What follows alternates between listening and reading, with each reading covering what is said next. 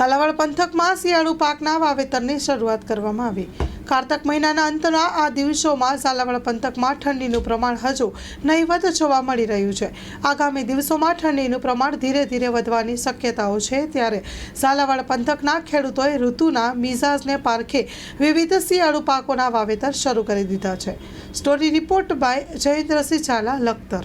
ચોમાસું પૂરું થઈ શિયાળાની શરૂઆત થઈ ચૂકી છે, ત્યારે કારતક મહિનાના અંતમાં હજુ ઝાલાવાડ પંથકમાં ઠંડી નહીવત જેવી જોવા મળી રહી છે। તો બીજી તરફ ઝાલાવાડ પંથકના ખેડૂતો દ્વારા શિયાળુ મોલના વાવેતરની શરૂઆત કરી દેવામાં આવી છે। આગામી સમયમાં ઠંડીનું પ્રમાણ વધે તેવી શક્યતાઓ સામે આવી રહી છે। હાલ ખેડૂતો દ્વારા ખેતરોમાં ઘઉં, જીરું, રાયડો, વરિયાળી જેવા શિયાળુ પાકના વાવેતર શરૂ કરી દેવામાં આવ્યા છે। તો અમુક જગ્યાએ ખેડૂતો દ્વારા વાવેતર કરીને પિયત પણ ચાલુ કરી દેવામાં આવ્યા છે।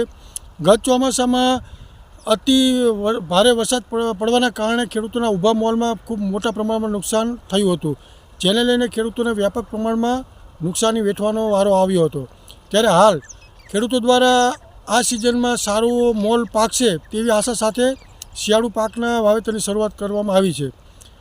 બીજી તરફ જોવા જઈએ તો ઝાલાવાડ પંથકમાં નર્મદાના નીર ખેડૂતો માટે પિયત માટે આશીર્વાદરૂપ સાબિત થઈ રહ્યા છે।